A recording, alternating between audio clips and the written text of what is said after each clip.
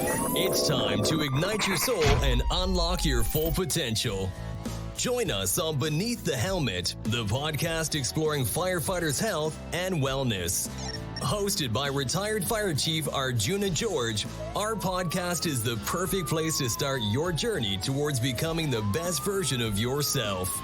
So come on, let's join the conversation and find out what sets your soul on fire. All right, welcome back. This is episode number 14, Beneath the Helmet.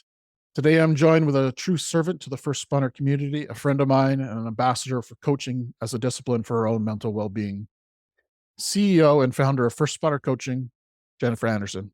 In this great conversation today, we explore how Jennifer found coaching and how it changed her life, as well as the life of her husband, a medically retired police officer with PTSI. She shares the importance of education and the support for first responder partners and the impact that our partners have on our own well-being. Jennifer is also the founder of First Responder Coaching, a US-based coaching company focused on helping all first responders.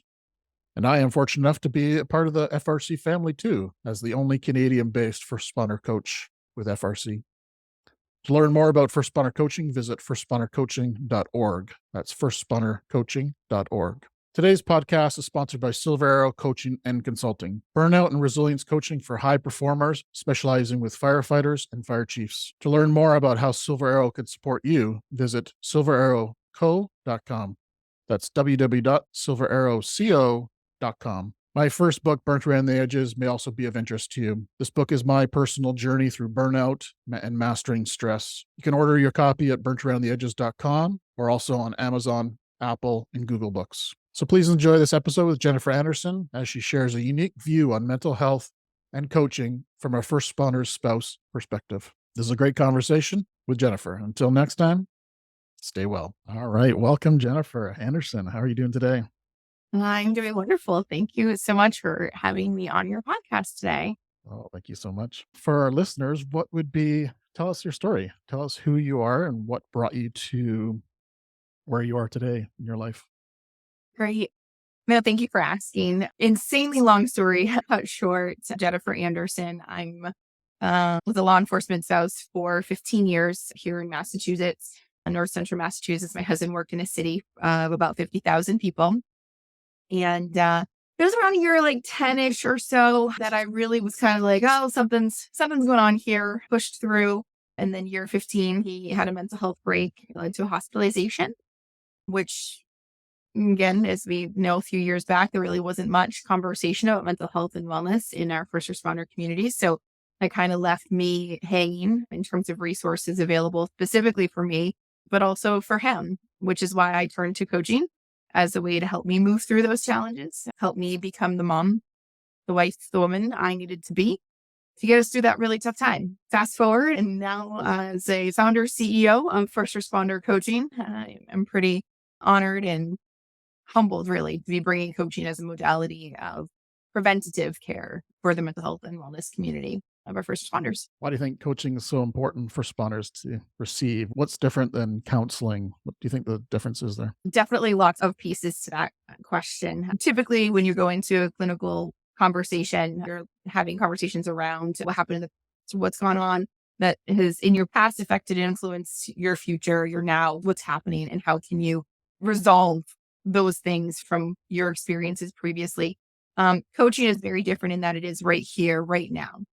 And that was what I needed at my time in my situation. I was looking for someone who could help me navigate the finances of our life and our family, help me to understand what I needed to do and accomplish and set up for our children within the 24, 72-hour window, 48-hour window, and focus on me as an individual. I needed something that was going to help, again, like I said, rebuild who I was and help me understand those pieces of where our family was going and what our foundation was going to be rebuilt as.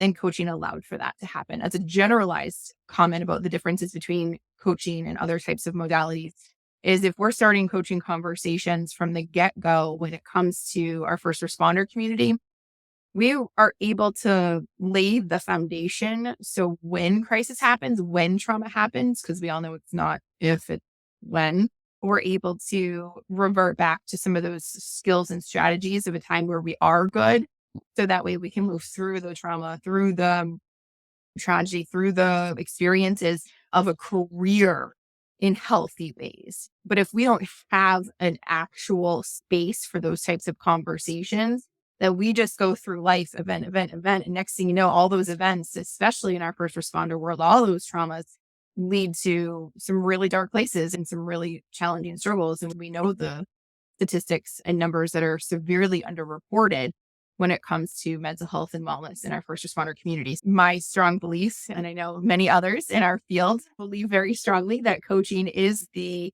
platform, is the modality to begin the setting a place, an actual base for conversation.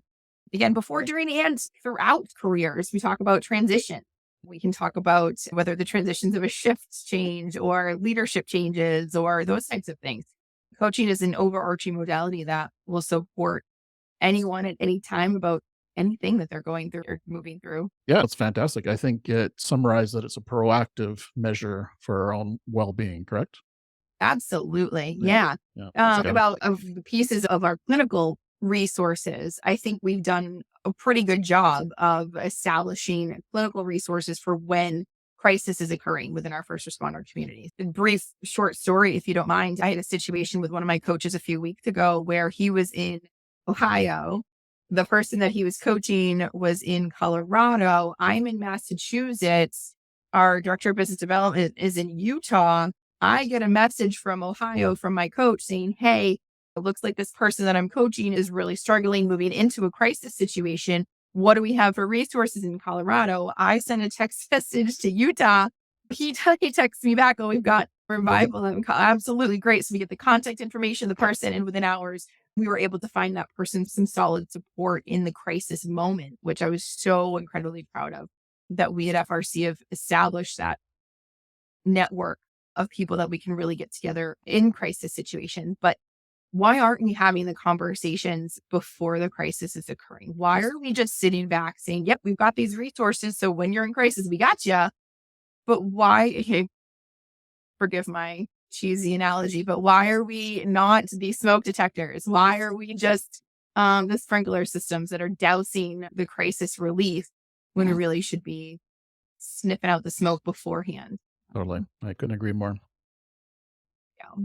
When you were going through your challenges of finding out how you were going to find yourself and regain your balance, how did you find your coach? Great question. Actually, this is a funny story. I've been in education for 17 years. I was a high school English teacher, and I remember again just caving in on myself at first because I didn't know. I reached out to a couple of therapists, some people that I was trying to connect to. I talked to admin at his department. I talked to union at his department. I reached out to a couple of the spouses of the police officers in the city, and I just came upon barrier after barrier. And ironically, a former student of mine who was an absolute sweetheart when I had her, this is 10 years before, something like that. And then I had her, well, not quite then, but a few years before. And she reached out to me because she was working with her father using the Bob Proctor Thinking into Results program. And anyone who knows anything about self-help or improvement or, again, coaching kind of world knows Bob Proctor. He's the grandfather guru of all things personal growth. And so when she reached out to me, showing me this coaching program, showing me the Bob Proctor system, I immediately fell in love because it gave me tangible, concrete lessons, strategies. It was a formalized curriculum. So here I was as an educator, love learning things on my own and doing things on my own. And I was able to move through the program. It's a 12-week program, and it totally changed my life. I set some goals for myself that I had never imagined I would set, and accomplished them. For me, that was the game changer, right? One thing to set goals. We're always setting goals, but then how many of us actually follow through with when it really comes down to it? To go through this coaching program and achieve the goal that I had set a goal of running a 5K, which to not many people might not sound a lot. Well, that's awesome. Just running. It was a lofty goal for me, and I Well did done. it. I ran a 5K with my best friend, and it was phenomenal. And that, again, when we talk about how does, so you went through coaching, right? Yeah, that's great. But how did that affect you? Because it gave me the confidence. It gave me the self-esteem that I needed to organize parts of my life that I wouldn't have done so ordinarily. I wouldn't have given myself the space to ordinarily organize those pieces. And so it was an awesome process. And I knew that my life was forever changed by coaching at that point. Yeah, you bring up a good point about providing space because I think that is the golden nugget that it gives you. Because how often do we go through life and it's go? And how often do we sit there and have a chance to self reflect, look at our goals, where we want to be in life, spend an hour and have some accountability person that's listening to you and supporting you and navigating you? That's an opportunity right there alone, the benefit of coaching, right? Yeah. It was such a juxtaposition with having my former student be my Mhm. coach. So that was a little bit of a strange transition. And I did work with her father a bit as well. I guess shout out to the Matrix group and Madison Rose Del Maso. Just, it was a great synergy, and I love her energy to the point that like we have continued to maintain in contact. Mm. I've done some more work with her. We talk always about continuing to be coached. Just because I am now founder CEO does not mean that I don't need coaching, because I benefit from coaching all the time. And so that's one of the programs that I've continued to maintain and been in contact with and be coached by and through Maddie Rose coaching. So it's been an honor to continue to see that growth for myself over these last few years through coaching. Yeah, you brought up a point about the challenges that even you as a coach need coaching. I often hear that I don't have a problem, so I don't need coaching. How would you handle that? How would you address that? And I what would be your love that. thoughts on And that? actually, bring it on. I love that because I'm good, right? So guys are just like, oh, I don't need anything. I'm good right now. And then I say, okay, great. That's awesome that you're good right now, that there's nothing going on. So let's have conversations about what's going good, right? What's going good in your life, in your world right now? Let's break that down in your personal life, in your professional life, in your whatever, financial life. What is going really well? Because at some point when we talk about balance, it's going to not be so well. Mhm. So what's going on that's really doing right now, so we can hold on to those things. So if there's a situation in your finances, in your personal life, in your relationship, you can say, oh, but these were the things that we were using to get through when things were good. Let's see if I can employ them now when things aren't so good to help me move through them in positive ways, instead of turning to nefarious other types of behaviors, some of the things that we've talked about before that unfortunately lead to some tragic outcomes. For So, sure. Yep. so yeah, the response on is I love it when they say, "Oh yeah, I'm good, awesome. Let's talk about what's going good right now. Let's spend half an hour, 45 an hour. Let's talk about what's going good in all these areas, so we Yeah. can solidify them and again allow the space for the acknowledgement of what's going well instead of Mhm. just going through life." Yeah. You get to peel back the onion, right? A little bit, the layers. And sure, it looks good on the outside, but once you start peeling it, you're going to find some areas that you can improve on. So that's the power of coaching for sure. Yes. And one of those, my favorite tool to use with people who say, I'm good, is the wheel of life. Yes. Excellent one. At least send along the wheel of life. That's a classic, right? Yeah. 5 different areas of your life and then your level of satisfaction within each of those areas. And there's always going to be room for improvement in For certain sure. areas, for sure. I'll make sure that's in the show notes for this episode because it's a good one. It's a classic one. It's not new or anything, but it's holding up its test of time. Yes, absolutely.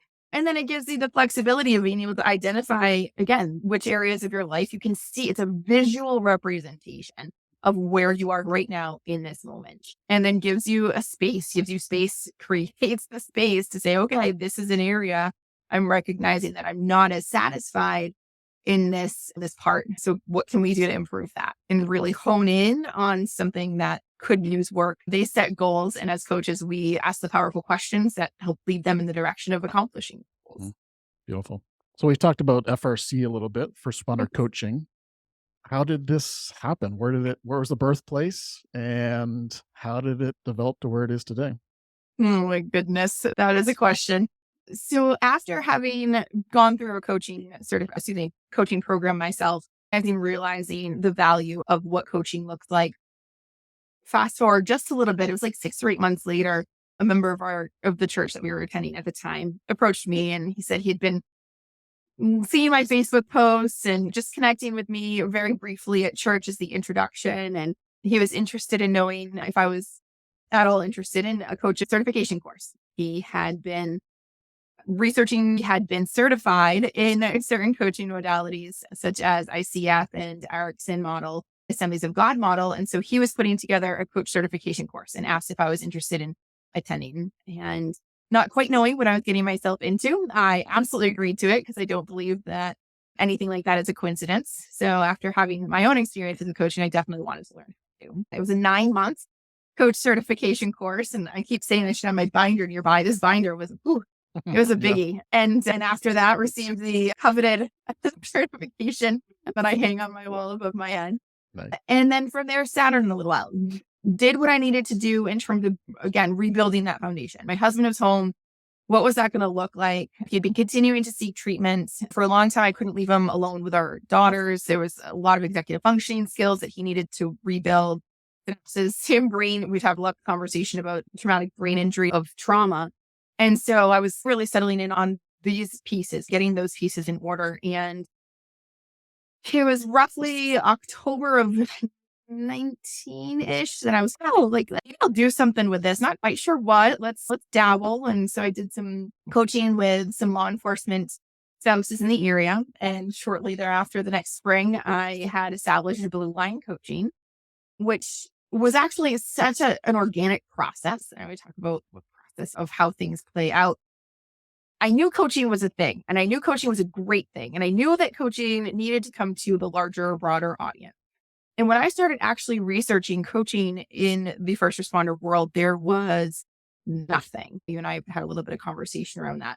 And so recognizing that there was nothing in the realm of coaching in our first responder culture and community, it became a pretty significant aha moment. And so from Blue Line Coaching, I connected with the National Police Wives. They connected me with a couple of women down in Washington, capital, DC. And from there, they wanted to learn how to coach. We put together a coach certification class. I went back to my buddy Paul. We put together that coach certification course. And it was so fluid. One of those coaches had a firefighter who had reached out. There had been in a line of duty death. And the chief had reached out and said, "Hey, could you come and coach some of our guys?" And I know we got blue covered, but can we cover the red? And yes, of course. And first responder coaching it just morphed so beautifully, and connecting with first responder, connecting with departments, any sort of first responder communities and organizations that support first responders, having that level of cultural competency for us, right? We as coaches, all of our coaches are in the first responder community, either first responders themselves or spouses of first responders. That's vitally important to this community. So it's just such a been a really cool process to watch. Beautiful. One that's been way beyond my imagination. I know it's reached pretty much every state across US of some sort of awareness about FRC and the coaching. And obviously myself up in Canada, I'm part of the FRC family as well. Yes. So very proud to be part of this movement as well. So Yes. No, thank you. Yes. The last, again, year and a half has just been a tremendous amount of growth. We have over 45 coaches that we've trained, and we are in 14 of those coaches. We got 14 states covered, and it's sky's the limit. It's been really exciting to see people understanding the place that coaching has within this community. Has been very just exciting, we can have conversations about the ones that we didn't get to in time, right? The ones that we haven't supported the way that they've needed to be supported. But one of the most humbling, if you don't mind me sharing this story, moments for me came when, as I mentioned, my husband's department He was on for 15 years, city of 50,000, but he was the proverbial shit magnet. He had them all. He had all of the roughest calls over his 15-year career. And as I mentioned, reaching out to them for any sort of support was just, it didn't happen, to the point that we actually had to file a lawsuit against the city because he wasn't being paid what he was supposed to be paid. Just so many stories of the lack of support for Kevin, my husband, during the process of his medical retirement and leave in medical retirement. But a few months back, we had a special guest out here in Massachusetts. Chris Hoyer came to see us, and we put together a brief presentation. Chris Hoyer, a shout out to him. He's written a book. He was a Phoenix police officer for many years and did a presentation for us locally here. And a number of departments in the area were represented, including my husband's department.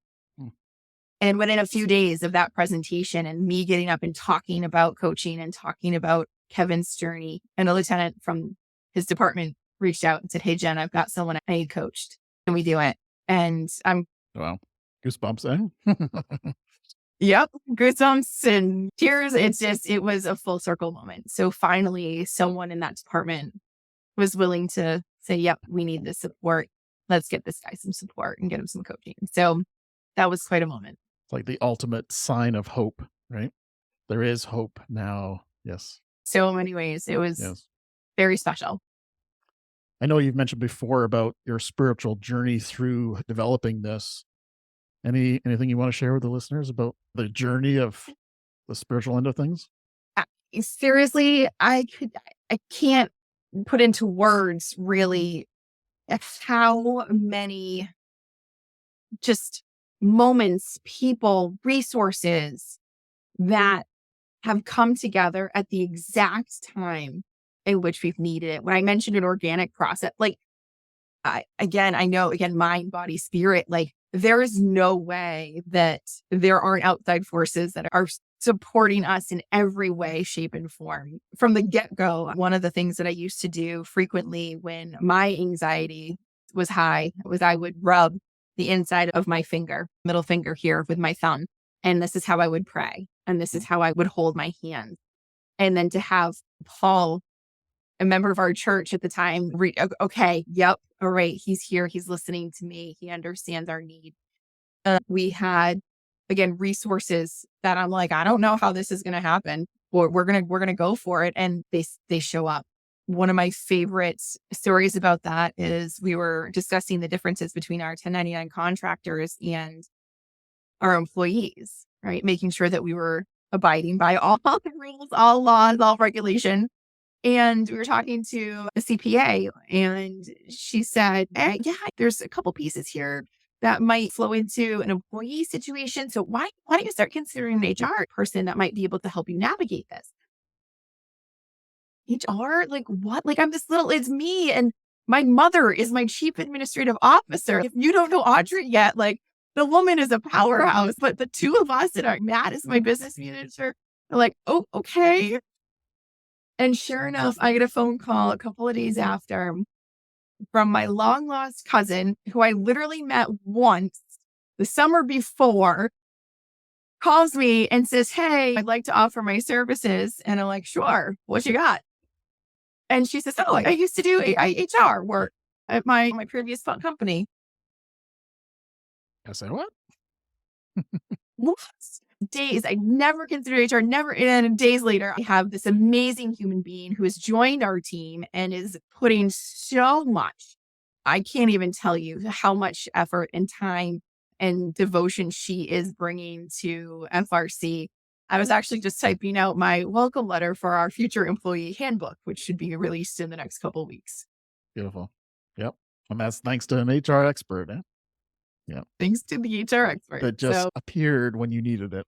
Yes. So when we talk about this truly being not in one person's hands, FRC has grown so much farther than any individual. And that's something it really struck me this past year. I am a conduit. I feel like a conduit for pulling people's gifts and strengths and talents and experiences in a way that we're able to give back. We're even in the next few months, we're launching our nonprofit branch. We are launching the FRC Foundation in the next couple of months because we see the need that there is still gaps, even in what FRC is able to provide. There are still so many people that we want to be able to support through coaching that we can't through FRC. So we're launching the nonprofit. That's not me. That's not Jenny Anderson. This is not about Jenny Anderson. This is about people like you or Juna who are taking the time to share the resources that we have, the experiences that we have. I love the word conduit. I think that's a perfect definition of kind of a lot of our roles, right? Is to bring the best people to do the best, what they're expert in, what they bring to the table. Utilize that, bring them all together, and you got an amazing team, right? Absolutely. Can tell you without a doubt, as an educator for 17 years with no business being in business, that being here now is absolutely because of the people that I've connected with these last couple of years. People that have said, Jen, yes, let me help, let me support, let me give, because the people we are giving to are so deserving. The first responder community, as we all know, not exactly the easiest to navigate. Yep. And for them to understand, I do say the words, I appreciate you all the time to our first responders, because yes, they all the heroes and they're so humble, but just the simple words of, I appreciate you. I appreciate what you are bringing to FRC, what you're bringing to the world. It's just, you can't express that enough. Doing fantastic work at FRC, and I think the world's going to be a better place thanks to the coaches and the foundation and the organization in whole. So kudos to you and everyone else who's making this work. Including you, sir. So I think you have a different perspective on some mental health challenges because you're a partner of Kevin, who was a police officer and went through trauma and PTSD. And so from your point of view as a partner, as a spouse, what was some of your challenges that you had to face? Because I imagine it's a different view than somebody who physically went through it, but equally as painful, equally as challenging, equally as tough. So it'd be interesting to hear your point of view of how that was for you. Yeah, thank you for asking that. It definitely was in terms of a challenge. I think in terms of perspectives, one of the things that I can say is one of the hardest parts was I saw the degradation over years. He was diagnosed initially with PTSD in 2015. That was about 10 years on. And I remember he went and did some basic EMDR, did a week away in a treatment facility here locally. And he came out and he was like, I'm cured. And I remember being like, even before we were talking about signs and symptoms and some of these pieces, he knew, he recognized, he was able to identify that he needed to do some work. He needed to process some of the trauma that he experienced. And we had great conversation around that. And so I believed really strongly that he felt he was cured, right? That all of a sudden, all of the weight that he had accumulated over the 10 years of his career had been lifted and he was a brand new, ready to go, back at him, ready for the job, right? Rookie almost, again, to an extent, right? But from 2015 to 2017 in December, when he laid on the couch for 3 days straight and cried for 3 days straight, I still saw that entire process of I'm cured, back on top of the world, lightning, fire, like hair on fire, like excitement, enthusiasm, ready to get back into the bottom of the bottom in roughly those 2 years. And so to have a conversation as a spouse and not be able to share, to help other people say, oh yeah, that's a red flag, or that's something to be concerned about. I had friends who had significant others who are not in first responding world. And so I communicate to them, hey, I noticed that Kev's been really off lately. He's not talking to me about some of the things that we would normally talk about. He can't, when I send him to the grocery store, the list of 10 things, he comes back with only 5, 6 of them. I'm like, hey, what happened? Oh, I on the list. What do you mean? Just, we'll get him. Seeing him just slowly start caving in on himself, there were moments where he could not process information beyond a 24 to 48 hour time period. If I were to try to talk to him about, hey, want to go to see some friends or concert this weekend? Like, no, Right. why? What, like, and then if I didn't remind him in that 24 to 48 hour period of what was going on, I need you to get the girls here. I need you to do this. I need you to do that. And if I didn't consistently remind him, it was gone. Why? Because he was totally caving in on himself. He was totally starting to immediately identify the things that he was going through, imagining the flashbacks, the disassociation. I watched that man disassociate so many times, and I couldn't do anything about it. I tried to do as much as I could to talk to him about it, and he would just, it's fine. I'm fine. I'm good. Right. And then toward the end, the last couple of months before December, and I think this is actually, to rewind just a bit, I think one of the biggest turning points in his awareness was we had gone on vacation. So when he got out of the initial day in 2015, when he was first diagnosed and I'm cured, I was like, great, let's plan a vacation. And he was like, yeah, let's, because he was at the space he could process that, right? Yeah, let's do Disney. Yeah, let's go. Awesome. So as I am planning Disney for 2017, 2 years later, right? Disney's a plan. You got to plan that stuff. August of 2017, we go to Disney for 2 full weeks. His bulletproof vest, gun, uniform, that was all stayed. He kept that at work. When he came home and we went to Disney, he was Kevin. He was husband and he was father. And that was it for 2 whole weeks. And by the end of that 2 weeks, I think he had this realization of, so this is what it's like to be human, like outside of the job, to have my guard down, to have family. My parents came down. We had such a great time. Oh my gosh. He's always been a phenomenal father. Always, because kids are in the moment, right? Kids like to know they're here, they're present right now. Daddy, play with me. Absolutely. He would be like a phenomenal father. And those 2 weeks in Disney, I think really helped him change that perspective of who he was outside of. So when we came back from August to December, it was just plummeted.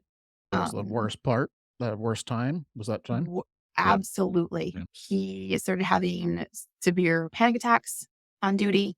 We had this rating system. I loved rating systems because it gave us a concrete something to talk about. So, for example, in terms of his anxiety rating system, all right, 0 to 10, where's your baseline? When you're at home hanging out, we're watching TV, again, hypervigilance was a factor and those pieces.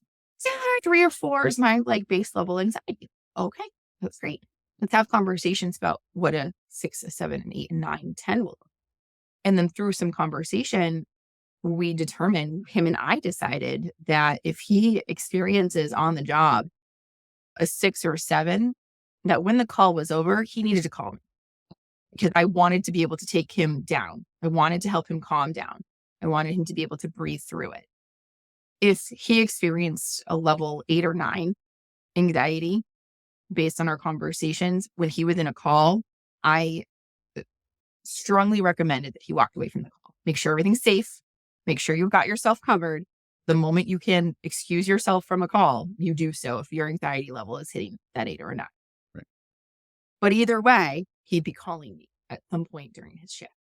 Educator, high school teacher, I was getting phone calls at least 2 or 3 times a day, increasing over the time into December as time went on. So that, again, factors that I saw, it couldn't stop. I didn't know what to do. I didn't have the resources. So by middle of December, it was, he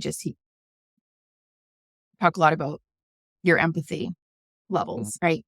He just couldn't take in any more, couldn't do it.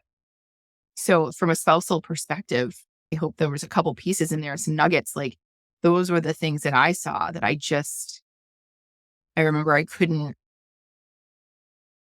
did my best to communicate about them with him in some conversations, maybe for another time, but conversations about him really pulling back from me. I don't know if it was because he saw me as not necessarily a threat, but someone who represented his past, someone who represented his future. And those are two things he wasn't able to process. He needed the now, the here, the moment. I think had a lot to do with it. But yeah, those were some pretty challenging times. And then, yeah, it was December 14th, 15th, something like that, he was done. He took off the uniform and put it back on. Pretty tragic kind of story of how that unraveled and how that happened to him. I think there's some silver linings at the end of it that we can take out of that, but nobody likes to see our loved ones go through that kind of pain. Yeah. But I'm assuming you must have had some pain of yourself being taking care of the house, because now it's almost like you're a single parent in one aspect. And not to minimize, anything. I'd been experiencing the single parent situation for many years.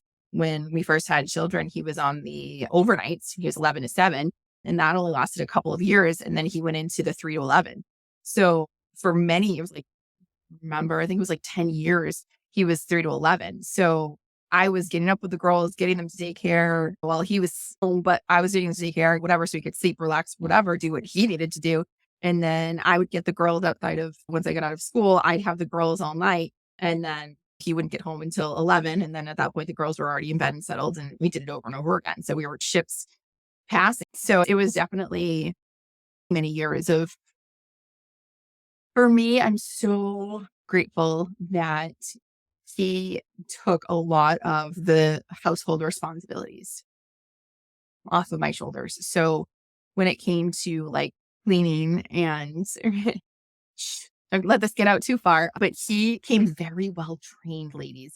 So the laundry, dishes, he would pay the bills. He did all of that. And to a level that, again, mild OCD, that there's somewhere, I think you have to have some level of OCD to do a job well done when it comes to our first responder community. So, True. so things were always and as you bring up pain of the spouse having to experience this, yeah, it was one of my lowest moments was when I was getting phone calls from a credit card company, and I was trying to access our account online, and I didn't have the password, and I was trying to get in. I was using everything I could possibly think of. Couldn't get in.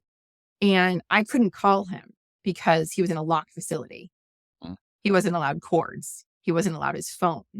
How do I navigate that? That was really, that was a rough night. So those were pieces. And then also as we continued to rebuild, there were some very hard moments where at one point he stopped and he looked up at me. We were laying in bed just talking, and he was like, "Why have you stayed with me?" Wow, it's powerful. Have the person that you committed, you devoted your life, your family, to look at you and say, "Why have you stayed with me?" I was like, "Kevin, this is not your fault. This is what you are going through is not your fault.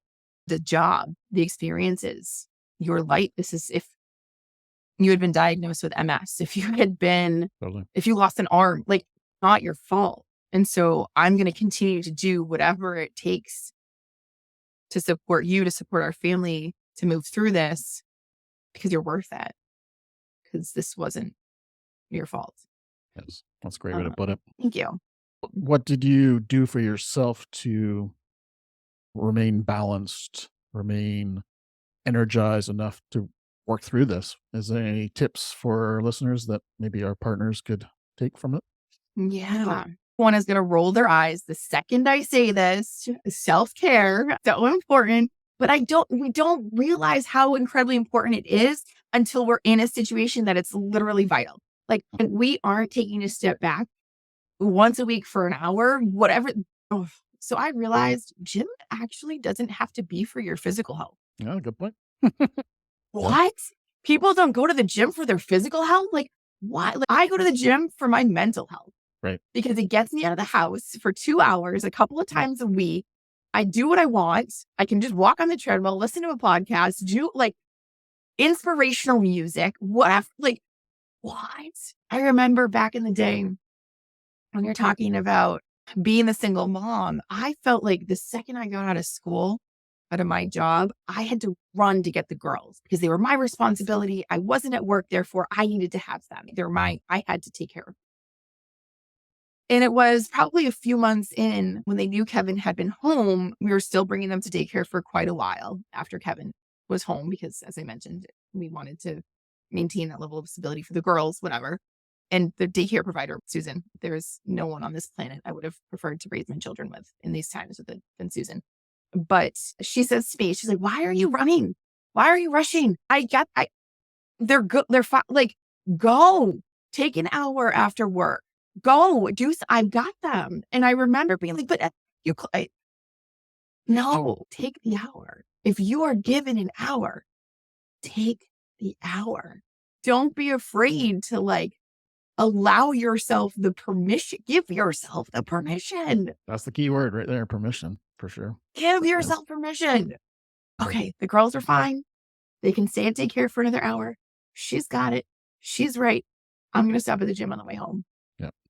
And the power of that is you're going to come home and you're going to be that much better of a mom, husband, parent, because you took that 1 hour for yourself, right? Yes, and more yes. Thank you for understanding that. And it sounds so simple. Like I said, when people say self-care, they roll their eyes like, what is self-care? Actually give yourself permission to be like, no. And also doing something that doesn't equate to the job. So maybe this is something people can consider. Kevin was a gym rat. He was at the gym 4 even times a week because he equated the gym with getting home every night. My physical health needs to be top notch. Otherwise, I'm not going to outrun the bad guy.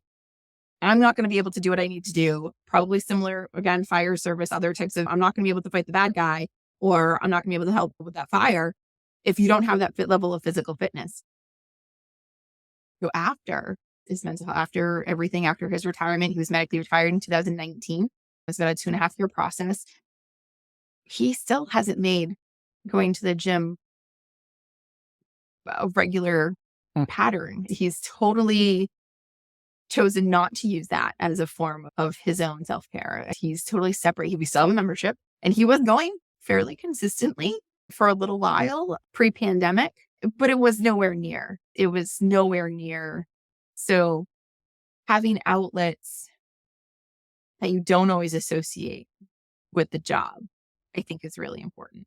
So you think that's what happened with Kevin? He associated that with his job and is like, all right, I want to separate that part of my life now. Is that what you think happened? Because as he was no longer on the job, he's like, I think because it was such a one, 2-part deal that when he no longer had the job, why this is no longer of as much meaning because it was tied in so closely together. Again, and that's not to say that he's let his physical health go to diminish. He is super active in other ways, but that was just something I thought of in terms of maybe making sure that you have outlets that are separate side of it.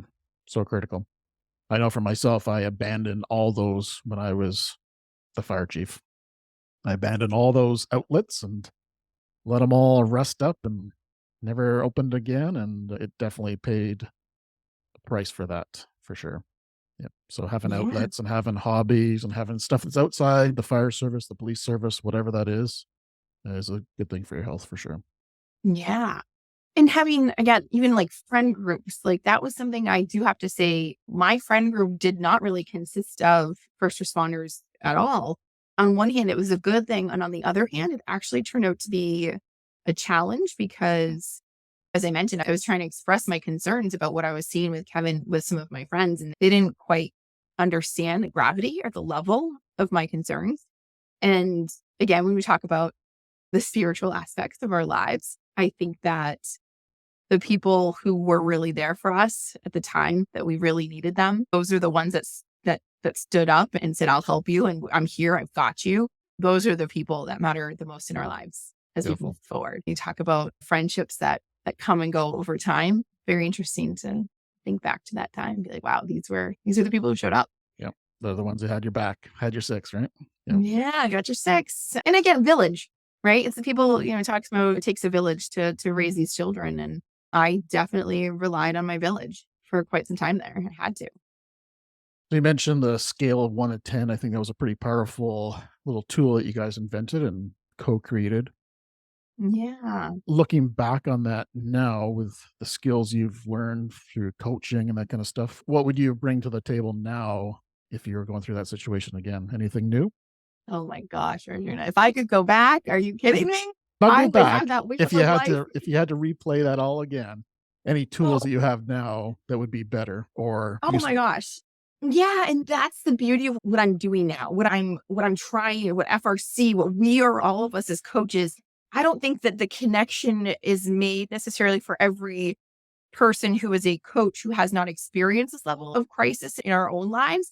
But I really do believe that if I were to go back, like in having the tools, knowing what I know about coaching, asking the powerful questions of Kevin, not just going up to him and be like, hey, so what's your problem? Like, why can't I talk to you about that? And not that we were fighting, we never really fought. That's again, one of our weird idiosyncrasies is that we never argued, we never yelled, never screamed at each other ever. That's just not what we do. But to have the space, to have created the space for some more of the deeper conversations, I think would have changed so much of the trajectory of his career, of our marriage, of so many of those pieces. Our girls were 7 and 10 at the time of his hospitalization. And so even my 10-year-old now 16, which is crazy. And so she's starting to remember some of those things and the things that I said and I did to help support her understanding. And now that she's getting older, she's asking some more questions. She's learning about obviously mental health and depression and anxiety and PTSD and all these things that she's starting to understand more.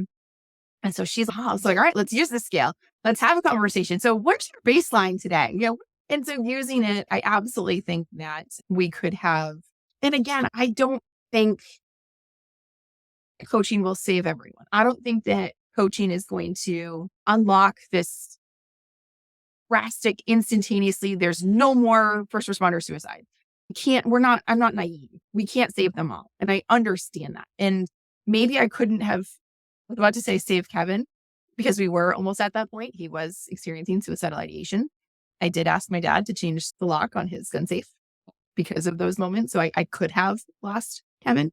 So I'm grateful that the information that I had at the time allowed me to navigate it as best as I could. But if I knew then what I know now, it would not have gotten to that degree. I feel like very strongly that we would have been able to mitigate so through much. conversation. Yeah. Totally. I think conversations that nowadays it's so easy to get sucked into TV, social media, and your partner and you are sitting on the couch, not even talking to each other anymore. Yeah, when you can bring that conversation into each other and Shameless plug. exactly. Yep. There you go. Shameless plug. You're Yeah. absolutely right. We get so caught up. We aren't having the difficult conversations, and Mhm. coaching empowers you with the tools to have the difficult conversations that might Yes. not occur otherwise. Yeah. Beautiful. In closing, what would be some thoughts for our listeners, some nuggets that you'd love to leave with them today that might make them a better person, a better communicator, a better husband, better wife, however that looks? What would be some final words from yourself? I think it really comes down to something that is an overarching theme of our conversation tonight, and one that I'm looking forward to continuing to promote through my work with FRC, outside of FRC, every day in and day out. And that theme is creating a space. That theme is allowing the opportunities for open dialogue, whether it's when you're sitting at a dining room table with the guys after a call and you're just open up a conversation. Hey guys, that sucked. Maybe as a spouse, having a conversation about, hey, when you get home from your shift, what can I do to help make your transition smoother so we can get you playing with the kids faster? Allowing space for the difficult conversations and not being afraid to say, hey, I'm not sure I'm comfortable with what's going on here. Hey, you just came back from the grocery store and you're missing 3 items. What's up with that? Like, wait a minute. What's going on? Stop. What's going on? Like, how are you? Like, and not just it's great, you're good, but how are you? What's going on? The creation of space for that open. I hope it's helpful for Mhm. a message, a final closing message here. You bring up a good point because I think there's many times that you ask how somebody's doing, they say, "Oh, great." And really, are they doing great? No, most likely not. There's something that's not perfect in their scenario. Yes. But yeah, I honestly think making that space, making that availability, that presence of just having that open dialogue with your partner is super critical. It's going to make for a better marriage, better friendships, better parents as well for your kids Yeah. because you're on the same page. And Arjuna, I'm going to throw that question back at you, if you don't mind. So you're sure. in that situation at the firehouse, you're walking by someone or even whatever, general conversation. Hey, how you doing? Yeah, I'm good, man. Okay. Like, how do you follow up with that? It's so incredibly easy to just continue to walk by that person. It's so easy to just be like, all right, let's flip on the TV. Oh, you're fine. You had a great day. Okay, awesome. How do we like make ourselves stop and realize, oh, wait, this is it. This is the moment I need to create the space. How do we do that? Yeah, comes back to creating that space again and not just following up with that, all right, great. I'm glad you're doing great. It's actually extend that conversation because when you start talking to that individual for even another 30 seconds more, you're going to get a lot of intel of how they are actually doing. So that'd be my thought of all our firefighters, all our police officers, when they're communicating with their personnel, their fellow officers, just having that little bit of human connection. I think you'll be able to read a lot from a conversation with another person if they're truly doing well. And my thought is I'd like to approach them now versus the phone call in the middle of the night when they're ready to jump off that bridge or commit suicide or anything worse, right? Yeah, I would prefer to have that conversation. And I think that's something that we should encourage is to just talk more. I think being vulnerable is a superpower, in my opinion. Being honest is a Agreed. superpower. Yes. It's something I had to learn personally. I was very guarded for many years, and being vulnerable is a new thing to me, but I'm an open book, and it's so freeing, such a relief to be able to feel like that. And honestly, people feel that vibe back from you, and they become more vulnerable, more authentic, more true. So it's like a virus, a good virus that spreads. I could not agree more with you because you're absolutely right. It is just so easy to brush those things and not stop. And so to make that conscious effort to stop, no, really, man, Aria, is so critical because you're absolutely right. There's a Facebook meme that goes around every so often, right? It's like everyone is fighting a battle that no one knows anything about, right? And so that just so speaks truth in that to give that tiny bit of opening for someone to Mhm. share what they're going through is powerful. Yeah. And I think to go on that, on the vulnerability is when you share your own struggles, your own stories, which is part and parcel of this podcast, is to share stories with each other. So it opens up that space, opens up that door to say, hey, actually, I'm not doing great today. I do need some. Can we have a conversation? Can we sit down and talk? Yeah. If we don't talk about this stuff on a regular basis, nobody's going to feel safe enough to open up, even if they are our brothers and sisters out in the field. It's still there's a resistance there. So when we can open up that door, feel comfortable, allow people to be vulnerable and open, it's just going to spread, in my opinion. I agree. I look forward to seeing that spread, seeing that Yep. good news, Yep. the good news spread of open conversations that are, Yes. again, preventing proactive conversations. Boy, we can't sit back Totally. and do nothing anymore. Totally. So how can people learn more about FRC and your vision and your mission moving forward? Thank you. They can certainly access our website. They can certainly send me a text. They can access our Facebook group. We have a great, amazing Facebook group of support. And certainly hit me up in any one of those forms is very much welcome. Awesome. I'll make sure all those are in the show notes as well so people can just click through and visit your site. Awesome. Thank you Well, so much. yes, it's been an honor, and I really kudos to you for your hard work in keeping your family together and supporting your husband through all this. I'm sure he's forever grateful for that. So, Thank you. and then thanks for sharing your message with other partners and other firefighters and first responders, because I think the partners are equally as affected.